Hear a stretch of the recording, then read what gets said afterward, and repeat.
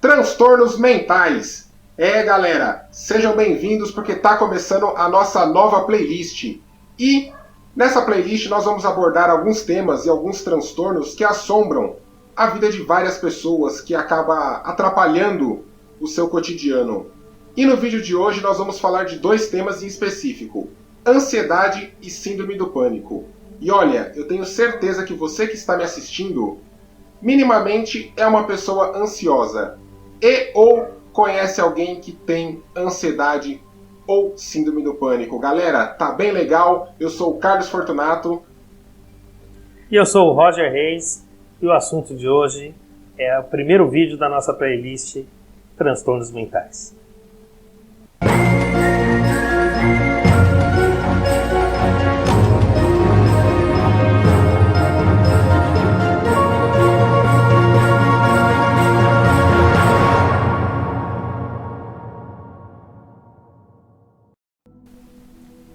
Esse primeiro vídeo, gente, como o Carlos acabou de falar, nós vamos falar sobre ansiedade e síndrome do pânico. Bom, por que não fazer vídeos separados? Porque elas são síndromes que são transtornos que são confundidos. E até o diagnóstico para se dar tem um profissional que tem que diagnosticar, porque eles são muito semelhantes. A nossa playlist sobre transtornos mentais, ela surgiu... a ideia surgiu porque a gente convive com vários tipos de transtornos mentais. E aí o convívio e entender como eles funcionam e a convivência com quem tem nos trouxe a responsabilidade de mostrar para as pessoas o que é isso. Falar de transtornos mentais é delicado, é complexo, mas extremamente necessário, porque as pessoas acham que quem tem transtorno mental tem que ser afastado, né? A gente tem transtornos sérios aí e que quando não são tratados adequadamente, realmente fica complicado a convivência, tanto a pessoa com ela mesma como com as outras pessoas. Mas a gente vai começar falando de transtornos não tão graves, que são os transtornos de ansiedade e do pânico. A gente fala não tão graves porque tem transtornos que requerem internação e tratamentos até mais contundentes, né? Às vezes até com medicação e cirurgia cerebral e eletrochoques, enfim. Aí vai depender. Lógico que não é como era antigamente, né? Hoje a tecnologia está muito bem avançada e isso tudo é muito bem feito hoje. Não se tem mais o que tinha antes, né? No começo era bem agressivo. Hoje já não é tão agressivo. Bom, para falar de ansiedade e de síndrome do pânico, a gente tem que entender que isso são transtornos do cérebro. É o cérebro que não está funcionando direitinho. Inclusive, no próximo vídeo nosso, nós vamos explicar exatamente como isso funciona dentro do seu cérebro. Por que acontece isso com você? Né? Nós temos aí uma disfunção na sua amígdala, que não tem nada a ver com a nossa amígdala, que nós chamamos de amígdala na garganta, né? A amígdala é uma glândula no cérebro que ela controla o medo. Ela é o nosso centro de medo. E o nosso lóbulo frontal, que são nossas lembranças e a nossa percepção da realidade. Ele ataca o cérebro, ele funciona errado e ele dispara essas duas áreas no cérebro simultaneamente. E pode ser forte ou pode ser num grau menor, e aí você começa a desenvolver medo, pânico e as alucinações, até dependendo do grau, as alucinações. Isso falando da síndrome do pânico. Né? Na ansiedade também é ativado esses dois centros, mas de uma maneira um pouco mais leve. O Carlos vai falar para nós depois a diferença entre as duas. Mas, gente, é um transtorno e é um problema no cérebro. A química do cérebro funciona errado. E para tratar isso, é um conjunto de ferramentas. Aliás, todos os transtornos mentais é um conjunto de ferramentas. Tá? Você tem a terapia, você tem o medicamentoso, você tem a consciência, porque é importante você ter a consciência e saber o que é. Né? Para que quando o transtorno te acometer, você saber que é ele que está vindo. E aí, em posse do saber, você já tem metade do caminho aí para o controle do que vai acontecer. Mas é um conjunto de ferramentas. A terapia é importante, o apoio familiar é importante, porque saber que esses picos, quando dão, não é a personalidade da pessoa, não faz parte da pessoa. E também não adianta você tentar interferir. Por isso que é a pessoa que tem o transtorno que tem que entender. O outro só tem que entender que ele está tendo. Né? E aí é óbvio, dependendo do transtorno, saber como lidar. Né? Se tem que levar no médico, se não tem. E o medicamentoso, o medicamentoso em último caso, é quando realmente você não conseguiu, com as outras técnicas, controlar a crise de ansiedade ou a crise de pânico.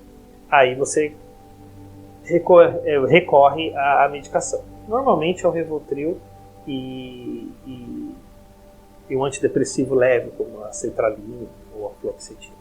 Mas todos são remédios controlados e só um psiquiatra, um médico da área, pode estar receitando isso para vocês. Então é por isso que a gente não tem receio de falar o nome dos medicamentos, porque você não compra, vai na farmácia lá e compra. E infelizmente hoje virou moda, né? A sertralina e o Rivotril são os remédios mais prescritos da ordem psiquiátrica. E é triste isso, porque tem que ser... a medicação, como ela mexe com a química do cérebro, ela tem que ser o último recurso.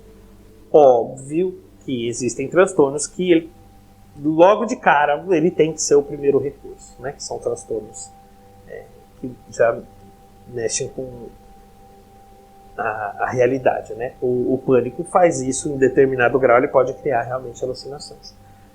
Mas para vocês entenderem a diferença dos sintomas dos dois, eu vou passar para o Carlos, que ele vai falar melhor para vocês. Lembrando que nós vamos continuar todos os vídeos de transtornos mentais, nós vamos ter 2 a 3 vídeos sobre cada transtorno, porque nós vamos ser realmente minuciosos. Nós vamos falar desde sintomas, do que acontece, quando se tem a crise, o que se deve fazer, quais as técnicas que você pode fazer em casa, os médicos que você tem que procurar, os órgãos que você tem que procurar para conseguir esses médicos se forem nos órgãos públicos, as medicações que provavelmente vão indicar para vocês, as terapias, mas principalmente você identificar que você tem e o que você tem que saber e o que você tem que fazer tendo um transtorno. Metade do caminho é conhecer tudo sobre ele. E é isso que a gente quer dar para vocês, conhecimento sobre os transtornos. Vamos lá, cara? Vamos lá, Roger. Pessoal, então, começo a minha fala dizendo que quem vos fala tem síndrome do pânico, né? Vai ter um vídeo aí que eu vou estar dando meu relato para vocês. Na verdade, já tem um relato meu nas nossas redes sociais, mas agora a gente vou trazer, né, de uma forma bem específica para vocês. Então, eu fui buscar, né, eu e o Roger buscamos aí o máximo de informações possíveis atreladas à síndrome do pânico e à ansiedade, para trazer para vocês informações úteis, né? Informações que se transformem em ferramentas para que você conviva melhor. Uma vez que eu posso dizer que talvez, né, porque nada é impossível, mas talvez a ansiedade e síndrome do pânico é algo que você vai ter que conviver o resto da sua vida. Então a grande sacada é como que você vai conviver com isso da melhor forma, né? E acho que isso todo mundo gostaria de saber. Então, pessoal, a primeira coisa que eu tenho para dizer é que, assim, tem uma diferença entre uma crise de ansiedade, entre uma pessoa ansiosa e uma pessoa que tem uma síndrome do pânico, né? É uma síndrome de pânico. A síndrome do pânico, ela não tem um motivo aparente, né?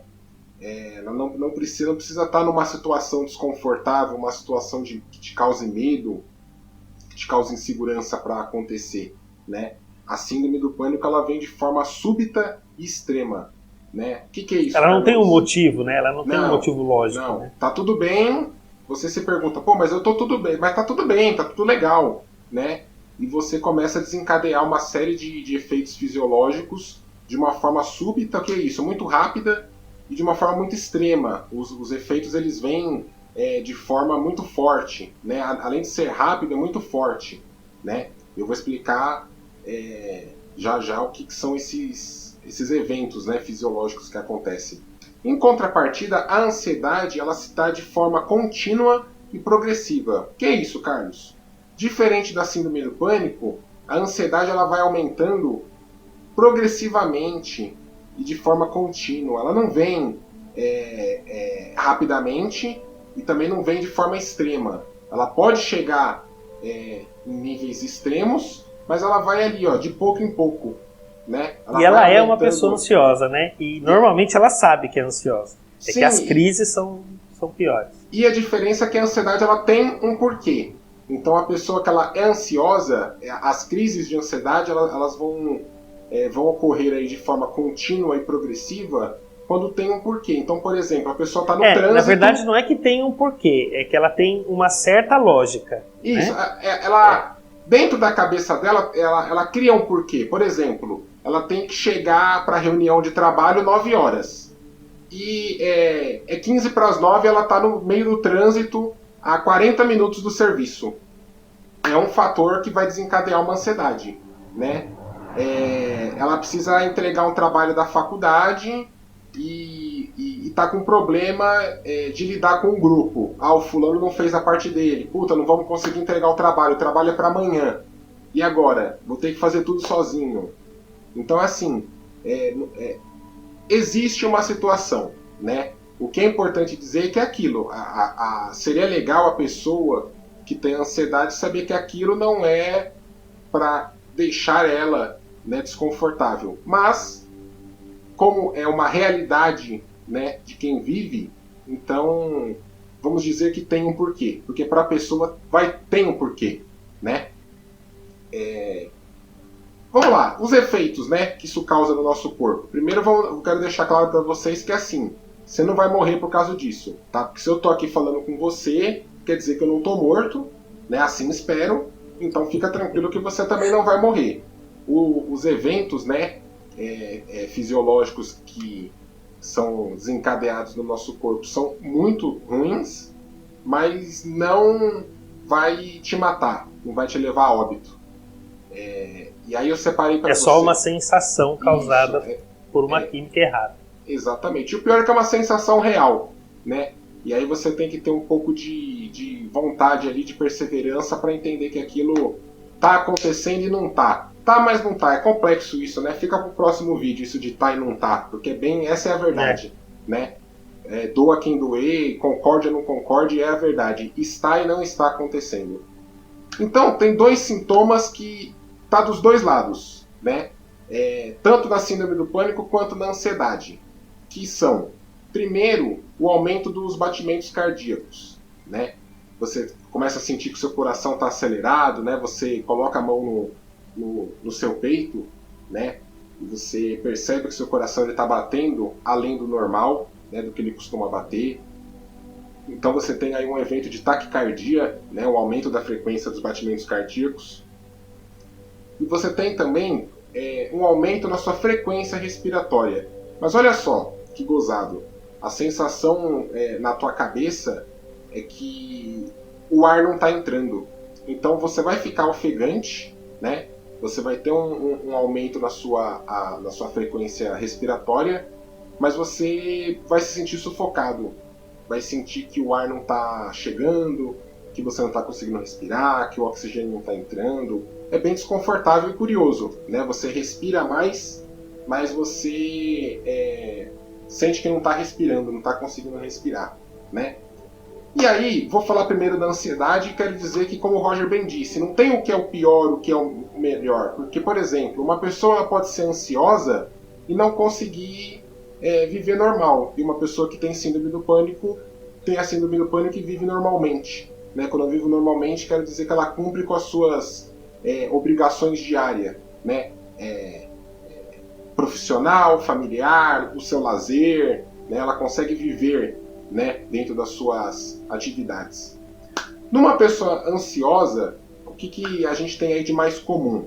E só para também deixar claro, os efeitos que eu vou falar, eles não são uma regra, de fato. Tá? A pessoa pode ou não apresentar um ou todos os sintomas, ou 2 ou 3, varia muito de caso para caso. Isso, os estudos comprovam isso. Né? Então eu trouxe os mais evidentes, né, os que mais atormentam, né, as pessoas. Na ansiedade, primeiro é a tensão muscular. Né? A pessoa, quando ela está começando a ficar ansiosa, ela começa a ficar tensa, começa a enrijecer a musculatura, ela começa a sentir, principalmente essa região dos ombros, aquela que a gente brinca, né? Pô, parece que eu tô com um peso nas costas. Né? Realmente, a sua musculatura ela vai ficar mais tensa. E para uma sequência de vídeos, a gente vai estar explicando, né, o porquê que isso acontece. A pessoa, na sua crise de ansiedade, de forma contínua e progressiva, começa a ficar mais irritada, né? Mais sensível aos eventos externos. Então, lembra que eu dei o exemplo do trânsito? Uma pessoa ansiosa fatalmente vai começar a buzinar o carro, vai começar a dar murro no volante e é capaz de descer do carro e bater boca com alguém. Isso aí é um fato, né? Há um prejuízo no sono, então distúrbios de insônia também aí são comprovados, né, nas pessoas ansiosas com ansiedade. E também no evento da ansiedade você tem aí um aumento da sudorese, né, então a pessoa passa a suar mais, a transpirar mais, né, até aquela sensação de suar frio, né, e isso, olha quantos eventos eu citei acontecendo de forma contínua e progressiva, né?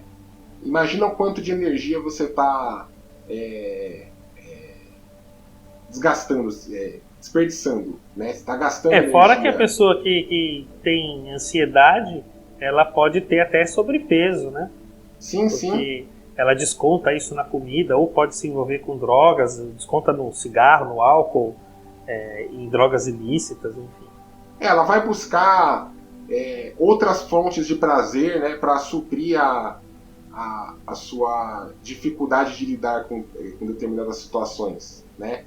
Mas olha só, você fala assim, Carlos, como assim eu estou gastando mais energia se eu estou sentado no meu carro no ar-condicionado? Mas seu coração está batendo mais rápido, você está respirando mais rápido, você está se contorcendo todo. Então, para você que não sabe, você falar gasta energia, o batimento do seu coração consome energia, você se movimentar, abrir e fechar a mão consome energia, né? E agora a síndrome do pânico, né? A síndrome do pânico ela traz algumas peculiaridades, né? Como por exemplo aí dos eventos mais corriqueiros é a dor no peito, né? Aquela dor forte no peito que a pessoa pode sentir ou em forma de pontada, parece que alguém está enfiando uma faca, ou sente que está oprimido o coração, aquela opressão, parece que tem alguém apertando o coração da pessoa, ou até mesmo que o coração vai explodir, né? Lembrando que eu não estou aqui para falar o que é pior e o que não é, né? Sensação de morte, né? Sensação de morte, né? Então, aí, pensa só, seu coração está batendo com tudo, mais do que o dobro do normal. Você está respirando igual louco e o ar não tá entrando. Seu coração está doendo. Aí você começa a ter a sensação de que você vai morrer. A sensação de que algo de muito ruim está acontecendo e algo de pior vai acontecer.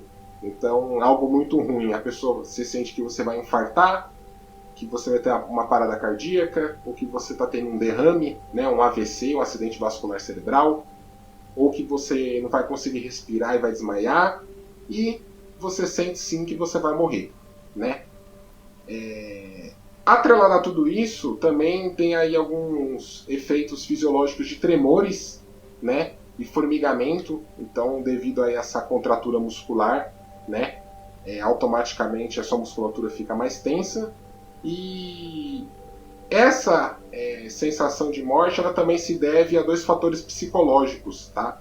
Aí não é nem fisiológico, é mais mental, que é a sensação de desrealização e despersonalização.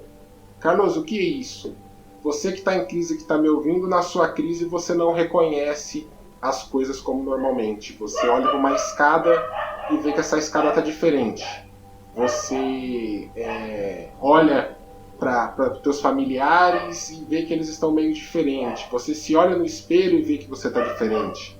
Né? Você tem um pouco de confusão mental, no sentido de às vezes fica difícil para você falar o que você quer, você não compreende muito bem o que está acontecendo, você está tão assustado que você se perde. Você acha que você está desaparecendo no lugar que você está, né? E para fechar, há alguns casos aí de dores de barriga, né? Constipação, ou o intestino preso, ou o intestino solto demais. Antes de eu passar para o Roger, eu quero dizer que, como eu disse no início, a síndrome do pânico ela vem de forma súbita e extrema.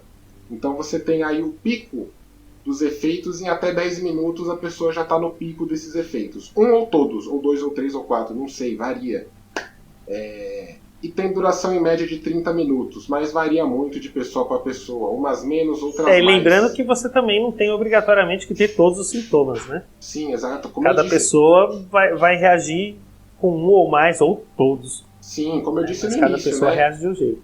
A gente trouxe aqui os eventos mais comuns, né? Mas existem até outros, e a pessoa necessariamente pode ter todos eles juntos, ou um ou outro, ou varia muito. A pessoa pode ter até alucinação em casos mais graves. Sim, sim. E em contrapartida, a ansiedade, como eu disse para você, né? O que é pior, o que é melhor? Não sei. Porque a ansiedade ela pode durar minutos, horas, dias, semanas, meses ou anos da vida da pessoa dentro de um quadro ansioso. Então, espero que vocês tenham gostado, porque agora eu passo a palavra e pergunto: como isso pode acontecer? Tá? Explica para o pessoal como que isso pode acontecer, como que pode desencadear uma síndrome do pânico. O que pode deixar uma pessoa ansiosa? Vamos lá. Bom, vamos lá. Primeiro, voltando a falar, os 2 transtornos eles são primariamente causados por um mau funcionamento do cérebro, tá? Principalmente nas áreas mais afetadas, a amígdala e o lóbulo frontal. E nós vamos explicar exatamente como isso vai funcionar no seu corpo de quem tem o transtorno no próximo vídeo. Senão esse vídeo aqui vai ficar muito longo. Segundo, que gatilhos, né? Quando a pessoa tem uma síndrome do pânico ou um transtorno de ansiedade, ela tem gatilhos que disparam isso. Na ansiedade é muito fácil você identificar os gatilhos, né? Porque é tudo que causa uma expectativa. Vai lá depois do nosso vídeo, a gente até deixa o link se for o caso,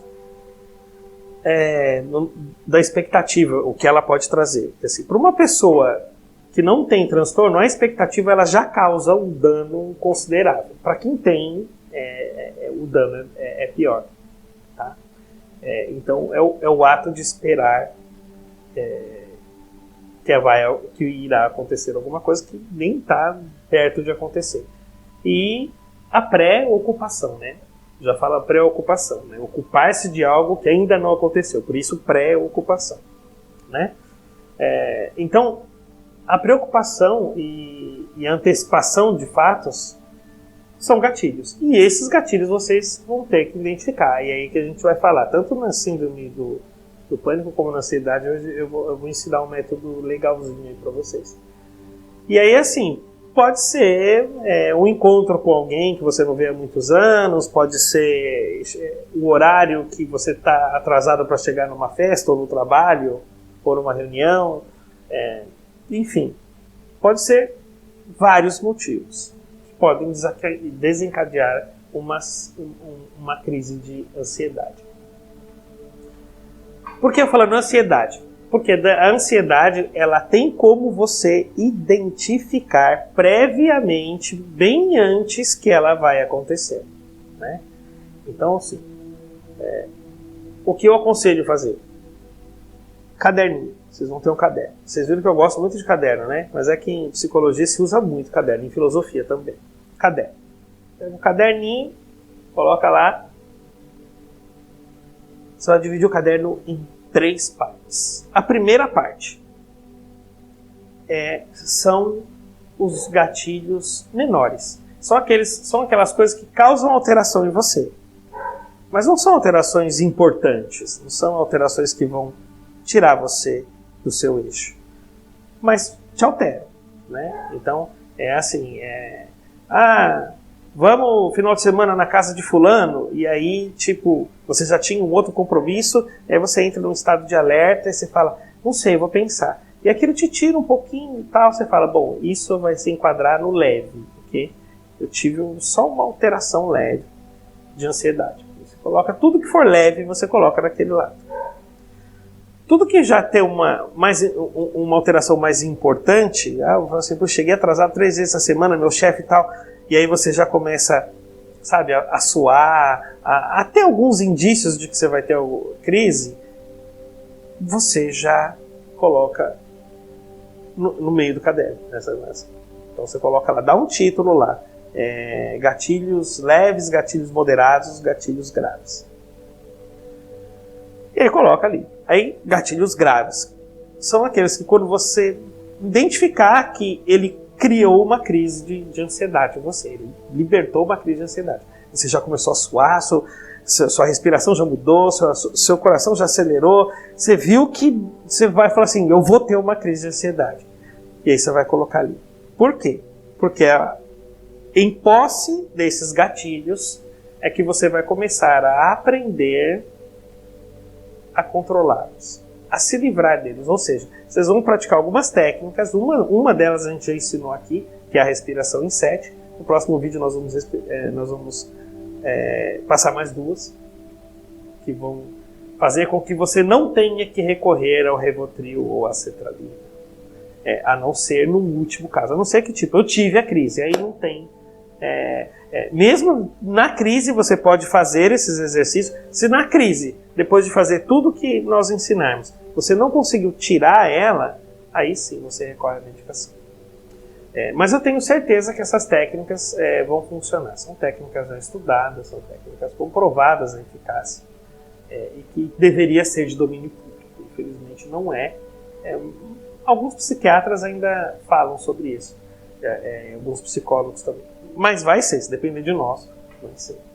Porque ninguém está livre de ter uma crise. Na crise de pânico, bom, a crise de pânico ela vem sem avisar, ela vem. Então ela não tem gatilho, Roger? Não é que ela não tem gatilho. É uma ponte. Lembra que é assim, sabe aquilo que a gente fala, gravidez psicológica, a mulher cria líquido amniótico, aumenta os seios, né? Tem colostro, leite, produz e tal, e ela só porque ela acreditou que estava grávida, né? A mente altera a química cerebral, assim como a medicação altera a química cerebral. Por quê? Quando você faz uma ponte, o que está aqui atravessa para o outro lado, o que está do outro lado atravessa para cá. Então significa que o quê? Que a partir do momento que meu cérebro a química dele está errada, e eu coloco uma medicação, essa medicação força ele a trabalhar corretamente. Certo? Certo. Não tem mistério nenhum nisso. Mas o contrário também é verdadeiro. A pessoa quando sofre algum trauma muito forte, né? E aí a gente não vai falar o que é muito forte, porque para uns perder o hamster é um trauma muito forte, para outros perder a mãe, para outros, enfim. A dor de cada um é muito pessoal, então não tem dor maior e menor, é a dor de cada um. Quando você tem um trauma, uma perda muito grande que você não soube lidar com ela, ou enfim, um acidente, aquilo é tão sério que o trauma, assim, a sua mente, ela pode provocar um transtorno. Então, ele pode ser de ordem genética, ele pode ser de ordem química, fisiológica, mas ele também pode ser de ordem exclusivamente mental. Daí o porquê a terapia. Né? Então, se eu sou capaz de criar um transtorno, eu também sou capaz de controlá-lo. É por isso que a maneira de pensar, de como agir, do meditar, do saber respirar, do saber... Um conjunto de ferramentas é tão importante quanto a medicação e é tão importante quanto o saber o que você tem. Né? Lembra, gente, que o transtorno mental ele é uma doença. Então, existe muito preconceito sobre o transtorno mental. Ele é uma doença, ele é como se fosse uma diabetes. Né? Quem tem diabetes faz o quê? Tem que tomar insulina ou diminuir o açúcar, né? Ou em alguns casos não comer açúcar, raramente, enfim, porque ele não produz insulina. Né? O pâncreas dele não produz insulina, não produz. Então, é a mesma coisa, é uma deficiência. Né? Então, é algo que está funcionando errado. Então, é um conjunto de ferramentas. Então, o que a gente quer dizer... Olha que exemplo legal você deu, porque olha só, você tem dois tipos de diabetes. Um que o pâncreas não produz insulina e o outro que os tecidos têm dificuldade de captar a insulina produzida. Né? Então, você tem que tomar remédio, né? Porque é uma deficiência funcional, né, de um órgão. Agora, o outro... Você só vai precisar tomar remédio se você for muito displicente com a sua vida. Porque se, por exemplo, você praticar atividade física, talvez você não precise tomar remédio. Porque você vai ajudar a consertar essa deficiência de captação de insulina com atividade física. Já quer derrubar a câmera. Né? Então, por exemplo, eu acho que o que você quis dizer é que, em casos, o remédio ele é totalmente necessário. Em outros, se você aplicar algumas outras variáveis, o remédio talvez deixe de ser a coisa mais necessária, né? Isso, porque o que acontece é assim, não é que a medicação não vai ser necessária, como eu disse, se depois de praticar todas as técnicas você não conseguir voltar ao estado que, né, leva no máximo 30 minutos, uma crise de pânico ou de ansiedade, você vai ter que recorrer à medicação. Mas com certeza, se você tiver o domínio, entender o que está acontecendo e saber as técnicas que você pode fazer para controlar isso, cada vez menos você vai precisar usar a medicação. Né? Tá o Carlos aí para falar para vocês, ele tem síndrome do pânico e ele pode estar falando com toda a propriedade se essas técnicas vão funcionar ou não, porque ele aplica elas. Né? Então, o principal é você ter domínio completo sobre o que é que você tem. Eu gostaria muito, no próximo vídeo nós vamos falar sobre fisiologicamente como acontece isso no seu cérebro, o porquê que as técnicas que a gente passa vão funcionar, em que áreas elas vão agir dentro de você, dentro do seu cérebro, para te ajudar a voltar para o centro, como que a medicação age. Vou fazer um bate-papo, né, uma entrevista com o Carlos mais profunda da vivência do que é essa síndrome do pânico. E nós vamos, de verdade, esmiuçar o assunto. Né? A gente não estamos com problema com o tempo. Como eu disse, a gente faz 3, 4 vídeos se for necessário. Eu espero que vocês tenham gostado. Como sempre, é um prazer estar com vocês aqui. E eu gostaria muito que, assim, esse assunto não acabou. Ainda vai mais um vídeo ou 2 para a gente falar. Mas eu gostaria que vocês colocassem, seja, não sei se vocês estão acompanhando a gente no YouTube, ou se vocês estão acompanhando a gente no Instagram, ou no Facebook, ou na nossa página, no nosso grupo, mas seja qual for das redes que vocês estejam participando, coloca lá na nossa playlist qual é o próximo transtorno que vocês querem que a gente fale. Né? São vários, né? Você tem depressão, você tem TDAH, você tem que é o déficit de atenção, você tem depressão unipolar, depressão bipolar, que é o transtorno afetivo bipolar, você tem demência, tem vários. Nós vamos falar de todos. Mas aí a ordem que a gente vai falar, vocês podem ajudar a gente aí a falar. Eu vou passar as considerações finais para o Carlos, como sempre. Agradeço mais uma vez a presença de todos. Vamos lá, Carlos? Legal, galera. Muito obrigado, como sempre. Deixo aqui meu agradecimento para você que nos assistiu até agora. Espero que vocês tenham gostado. E já convido você para o vídeo 2, onde eu vou mostrar que eu sou igual a você. Vou dar o meu relato, vou contar para você que tem ou que não tem, como que é a rotina, principalmente como são as crises de pânico, e vou contar também o que eu faço diariamente para viver da melhor maneira possível. Legal, galera? Eu sou o Carlos Fortunato e aquele abraço.